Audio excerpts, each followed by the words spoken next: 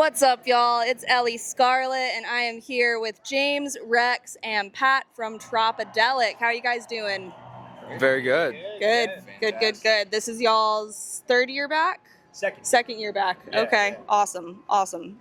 Do you guys prefer festivals like this or like individual Tropidelic concerts, or do you just have fun with both of them?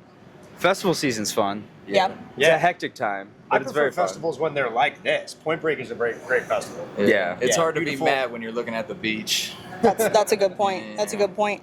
I do have some specific questions for y'all.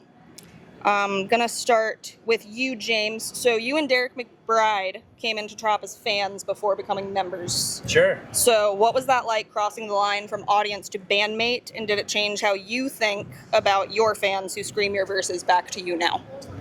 I was a fan first for sure, but I was also in a band that played with Tropidelic as well. So like, I started opening up for them when I was in high school, and that was like a really unique and special experience. And like, people like Rhodes and Pags were just like a significant part of my like coming up like in music and stuff, and like they really showed me the light and like a lot of different things throughout the years, like when I was with my own group and then when I joined the band too, just like about like how to be a man and how to handle business and stuff. So it's very awesome and very cool, but also very natural and very exciting. Yeah, I mean, one of the, that happened when I was like 18 or 19, so like this has become my life's work in a lot of ways, and Sick. I don't know, yeah, I'm proud and happy to have like always been kind of plugged into those guys and got myself to a point where they wanted to mess with me and bring me into the equation and stuff. So It sounds like they kind of helped you grow up a little bit. Oh, 100%. Yeah. Yeah, That's yeah.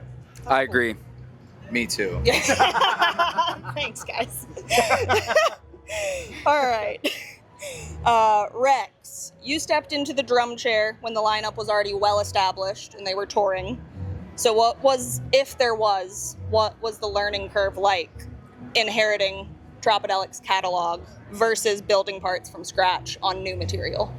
The drummer before me, Derek Willis, Trop had some recordings that I listened to, and I knew of Trop through the music scene and stuff, but never really delved deep. So like I just listened to the live recordings. Mm-hmm. I didn't really listen to like so many of the tracks, and I just kind of like learned what Derek did, and then I was like, once I figured that out and learned the structures, then I just added my own flair. Okay. Yeah, but I play a lot of metal, so I just add a little bit of a heavier element. Okay. And I felt like that I loved what was already there, so it was just easy to do what I had been doing and transfer over. Sick. I was 21. Right. Yeah. So you guys were, not you, but you two were basically children when you, like comparatively, y'all. I was were in college young. still. I did college classes and toured. Oh, really? Yeah. That's sick. And I made Tropidelic count for an internship. How'd you Shout pull out that Dr. off? Finucane, John Carroll.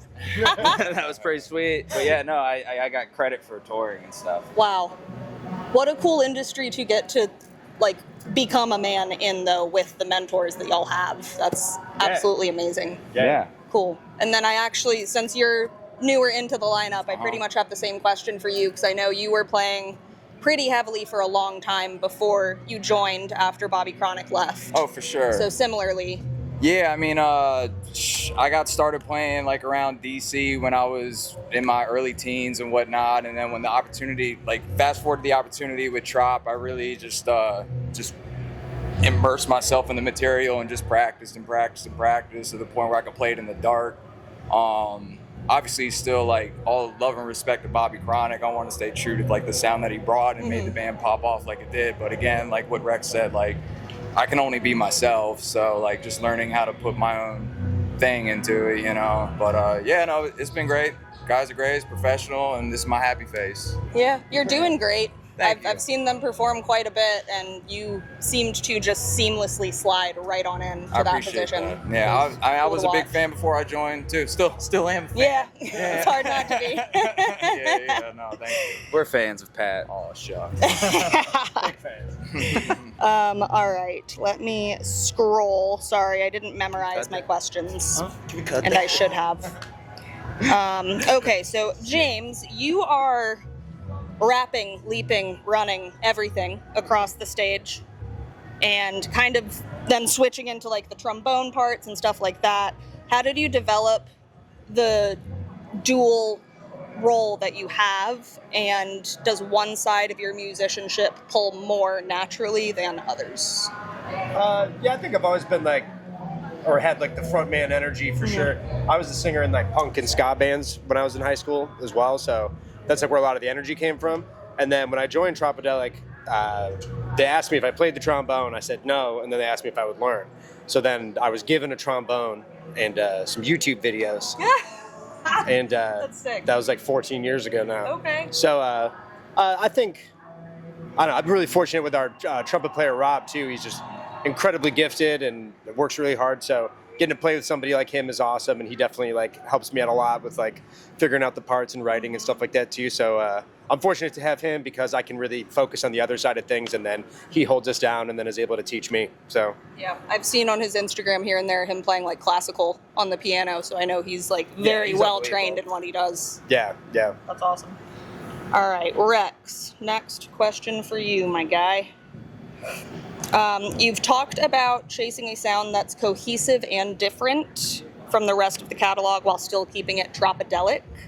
So working with a new producer to find a whole new world of sounds, where do you draw the line between pushing the band's sound forward with your own style while still keeping it something that fans recognize as that's Tropidelic? The one thing I love about Tropidelic is like even referencing how we all kind of joined later is like it's an always evolving sound, and every album is different from the last, and yet we still bring all these elements together to like hone it in this Tropidelic umbrella. And I think it works real well. When it came to like the start of this record, Turnstile dropped their album. What's the new? I forget the name of the newest album, the blue one.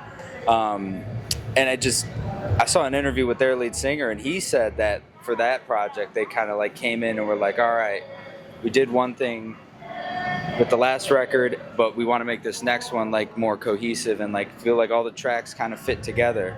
And I just thought that was a cool concept. It's not like a concept record, but you know, it is kind of just like a sound record. You find a soundscape and you try to stick to it, and then as you write so many more and more songs like we did, then the rest of the record, I'm really excited for it to come out June 26th, this Friday, or whenever this gets released. But yeah, it eventually, after writing so many songs, you know, things get a little crazy, and so the rest of the record that isn't released at this moment, it has a little bit more of that trop crazy sound, and like the first half I think really came together with like a really massive sonic new style that we've been kind of writing to. Out There was the first song we wrote. We wrote it at like a sound check, the idea for it, and then kind of stemmed everything off of that. Okay. Yeah. Sick. Cool. And then Pat, I'm curious, with you being kind of fresh to touring life, is there anything that's genuinely taken you by surprise about touring life that you didn't expect as someone who kind of always wanted to be where you are now? Well, I'm not new to touring life at all. Okay. I've toured with a lot of different bands. And to be like, just being honest, like the other bands I was touring with, it was more of a party than it was a business. So like, that was kind of a learning process. If this opportunity fell in my lap probably 10 years ago, like, I don't know if I could really keep up with it, to be perfectly honest with you. I was a different person then with different like habits and behaviors or whatever, and now like being in my mid 30s, I guess, yeah, we could say that. I think you're 25. 25, yeah. But I'm just got a better head on my shoulders and a better perspective on things, and I think the one thing that took me by surprise was trying to fall back asleep when you got to jump back up in the top bunk again. Because yeah, you get the blood going a little bit. It's kind of hard to catch them Z's right after that. But that's really the only thing, really. I mean, I've just seen a lot before getting this, and this is a professional atmosphere, so it's like taking the donut off the baseball bat. As a fan, that's good to hear, honestly. Like, I like to hear that. Yeah. Quote that. Cool. Well, lastly, what like passion project / side project type things do each of you have going on outside of Tropidelic that you're also excited for at this moment in time? I have a rap group called the Sandwich Boys. We just dropped an album called Holy Swiss. It's like a comedy, hip-hop sort of thing with all my boys. And we're playing Everwild Music Festival this year, which is Tropidelic's music festival. But I also have a podcast called History Hounds, which is me and my dog, and we learn little history lessons every week. It's on Spotify and Apple Podcasts. History Hounds, yeah. And it's a joy to listen to. I have watched it and listened. Yeah. Hell yeah. It's very good. I'm playing in a metal band back in Cleveland. Shoutout Nailgun. Nice. Just writing music. I do a lot of video stuff for the band, for Trop. And with this new album coming out, it's like a lot of just content creation and constant filming and just getting that together for the album cycle and into summer. And then we're on tour with Little Stranger all summer as well. So I'm going to be trying to do some behind the scenes video stuff. So those are always kind of my side projects outside of just playing in the sun. You know, Cool. Yeah. Time. Outside of melting. Yeah, honestly, like this whole year, I've just been getting my ducks in a row with this project and just kind of diving in that, focusing on that, making sure it's right. I haven't really like dove in on any other sort of like project, but I'm always writing. Him and Rob play a lot of jazz. Oh yeah, I've caught a couple of those videos on. It's a good time. Yeah, you can't go wrong with Thelonious Monk or something every now and then. But I mean, it's creating, practicing, scales, like just always kind of going through the cycle of things just to stay sharp. Yeah, the burn pile. Yeah, and mine in the burn pile. Yeah. Just dudes being bros. Pretty much. Yeah. Honestly, yeah. Absolutely. That's what I've noticed the last like 3 years networking in this genre specifically. All the bands, it's just dudes being bros. Like, Sick. it's great to watch. It's a great time. Cool. All right. Well, I think that does it. Thank you guys. Yeah, Thank you. Break a leg today. I'm excited to First watch Light, and take some pictures. New album, June 26th. First June night. 26th. First Light. Check it out. Anywhere you listen to music or watch it on YouTube.